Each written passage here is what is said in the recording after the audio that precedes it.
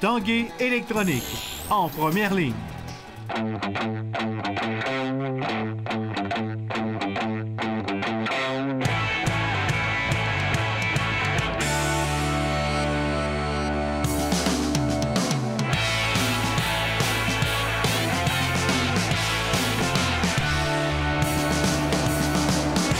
Salut, ici Jonathan Fournier et bienvenue à l'Esprit sportif. Aujourd'hui à l'émission, on vous parle d'escalade, une compétition d'escalade de bloc qui s'amène à Québec un peu plus tard cet été.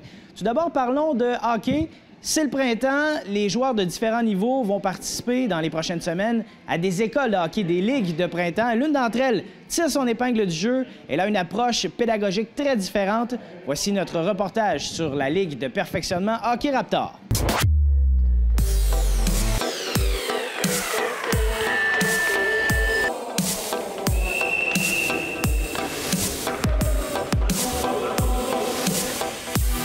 La Ligue se veut, je dirais, une Ligue de printemps, premièrement, qui a été faite dans le but de rendre ça accessible. C'est de rendre un encadrement élite accessible à tous. Donc, on n'est pas discriminatoire au niveau du calibre, de la catégorie. Puis, on donne vraiment de l'encadrement de type élite avec une équipe d'entraîneurs hors pair, puis vraiment des thématiques. C'est une ligue hyper pédagogique. Il y a des écoles de hockey, il y a des ligues de hockey. Et nous autres, on a décidé de jouer en plein milieu des deux. Donc, on est une ligue-école. Donc, on se permet d'être axé extrêmement sur le processus, sur les apprentissages, avec toutes sortes d'outils là, qui font en sorte que le jeune progresse puis évalue ses objectifs et tout. Et en même temps, on se retrouve dans une ligue compétitive où il y a un enjeu, où il y a une coupe à la fin. On se sert du hockey pour amener l'enfant, le joueur à un autre niveau, au niveau social, au niveau humain. C'est pas seulement du hockey, c'est vraiment un aspect psychologique qui est super intéressant. Puis ça, on retrouve pas toujours ça dans le hockey mineur traditionnel. On est plusieurs universitaires sur le programme, puis on s'est donné comme mission, je te dirais, d'enseigner puis de rendre accessible à tous la pédagogie du hockey. Parce que des fois, bon, on sait c'est quoi une sortie de zone, on a notre analyse là, des matchs de hockey de la Ligue nationale, mais vraiment, là, quand on parle d'aspects spécifiques, comment bien jouer un contre un, comment se placer devant le but, exemple, ce soir, on voyait l'écran déviation, rebond, tous ces principes-là, là, des principes de tactique individuelle, des habiletés techniques, un petit peu de collectif, mais on garde ça surtout pour les matchs dans notre pédagogie interactive. On a des cahiers d'évaluation. Chaque joueur a un cahier, un journal de bord qu'il doit remplir. On a des objectifs pour chaque match, chaque entraînement. Puis à chaque jour, on doit travailler avec lui, voir s'il a réalisé ses objectifs, l'amener à se donner lui-même des objectifs. C'est pas seulement nous qui lui donnons les objectifs. On l'amène à s'auto-évaluer. On essaie de le forcer à réfléchir un peu, essayer de se trouver des points forts, des points améliorés.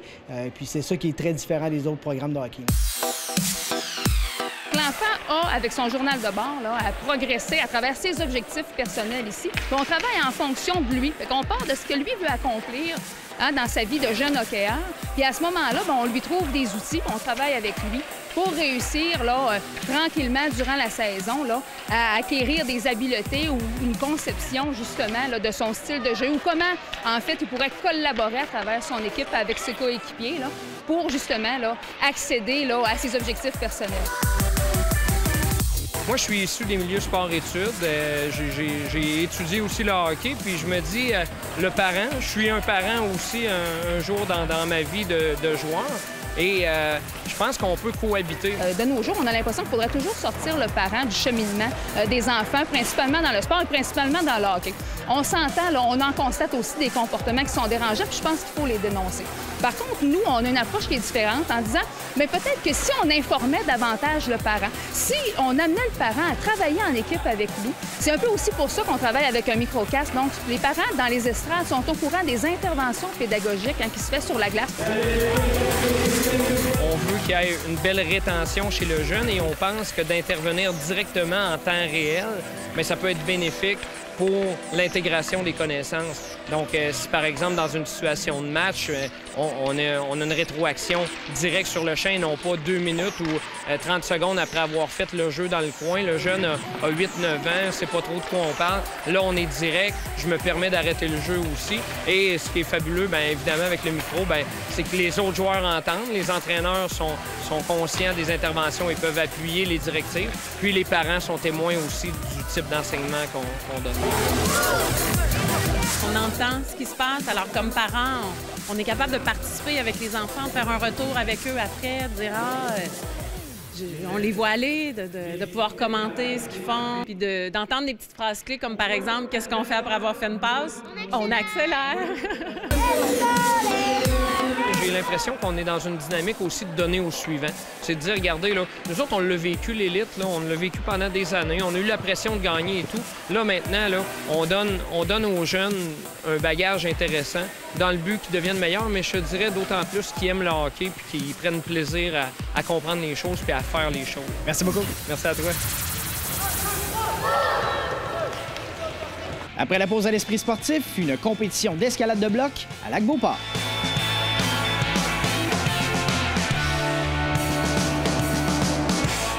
L'Esprit sportif souligne l'excellence du Rouge et Or football. Au fil des saisons, la formation de Québec est devenue une pépinière pour la Ligue canadienne de football. Depuis 1998, c'est près d'une cinquantaine d'étudiants athlètes qui ont été repêchés. On n'a qu'à penser à Mathieu Bertrand, Alexandre Gauthier et Pascal Chéron, qui ont connu de belles carrières. 19 anciens membres du Rouge et Or évoluaient toujours dans la LCF en 2015. Parmi eux, Dominique Picard et Luc Brodeur-Jourdain. Le club Rouge et Or est depuis l'an 2000 l'équipe ayant fourni le plus d'athlètes au circuit professionnel avec 44. L'escalade de bloc, donc l'escalade sans corde, est une discipline qui gagne en popularité à Québec. Cet été, à Lac-Beauport aura lieu la 2e édition du Chew-Pod Extreme Bloc, une compétition de ce type d'escalade. Nous avons rencontré l'organisateur, François Guy-Tivierge.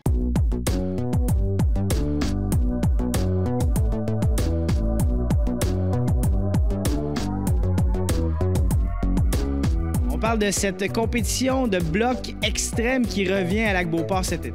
Oui, ça va être un bel événement encore pour notre 2e édition. C'est au centre de ski acrobatique là, Yves Laroche, au relais du Lac-Beauport. Donc, c'est le 1, 2 et 3 juillet prochain. C'est un événement spectaculaire. C'est une compétition d'escalade extrême, 2 par 2, avec un mur de 32 pieds de hauteur. Puis les grimpeurs, hommes et femmes, vont s'affronter en tournoi avec des qualifications, des finales, etc. Pour ceux qui ne l'ont pas déjà vu, la structure, ça ressemble à quoi? C'est une structure de 32 pieds de hauteur avec un dévers de 16 pieds complètement, des surplombs qui sont déversants sur la piscine. Donc, les athlètes grimpent 2 par 2 des parcours identiques puis tombent dans l'eau.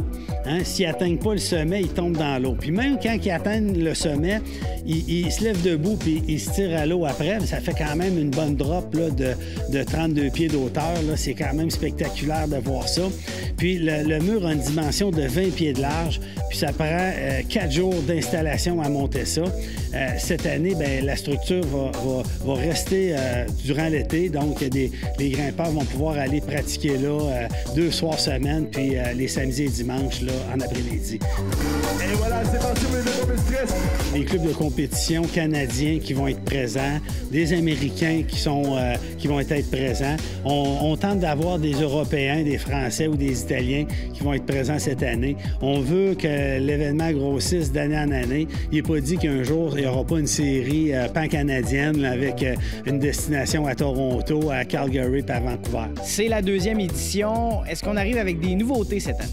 Le mur revient avec la même structure, puis on a quand même des parcours différents, des formes d'escalade différentes qui vont faire en sorte que les athlètes vont avoir autant de défis et sinon plus.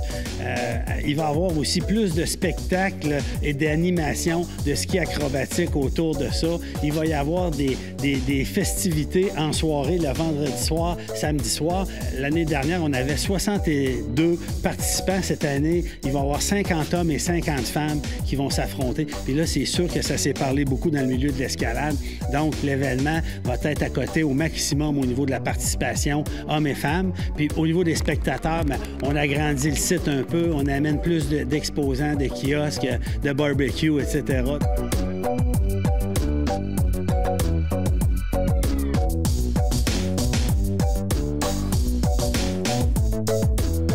Je suis juste vraiment excitée, j'ai hâte de la faire, puis ça va être le fun. Il va y avoir vraiment des bons grimpeurs, fait que ça va être fun aussi de regarder les autres grimper. L'année dernière, il y avait un record à 8-9 secondes, je pense, pour le grimpé. 9 secondes pour les hommes, puis environ une douzaine de secondes pour les femmes. Fait que c'est extrêmement spectaculaire là, de voir les athlètes performer sur des murs aussi difficiles et déversants. Ça demande une très bonne force au niveau des doigts, souplesse, habileté, agilité, puis rapidité aussi. Donc, c'est des athlètes qui sont habitués de faire ça. Regardez comme les prix sont petites. Il faut avoir beaucoup de cuisses. Quand on parle de 9 secondes, là, c'est un sprint. Là, écoutez, c'est fabuleux de voir ça grimper. Moi, je suis estomaqué de voir la qualité du spectacle que ça peut donner là, au niveau des émotions fortes. Là. Cette année, on va vraiment mettre l'accent sur la participation populaire, mettre des parcours pour les débutants, les gens qui vont pouvoir se procurer les passes de journée ou acheter la passe de 3 jours VIP vont avoir aussi des possibilités d'avoir accès au mur pour l'essayer, puis d'en faire la pratique, puis d'essayer ça. C'est unique au Canada. C'est pendant le vendredi 1er juillet de la Confédération, la Fête du Canada. Fait que tout est fermé pratiquement. Il n'y a pas beaucoup d'événements sportifs pendant cette fin de semaine-là. Donc, c'est venez faire un tour. C'est le vendredi 1er juillet, samedi le 2 et dimanche le 3. Un événement sportif de sport extrême à ne pas manquer.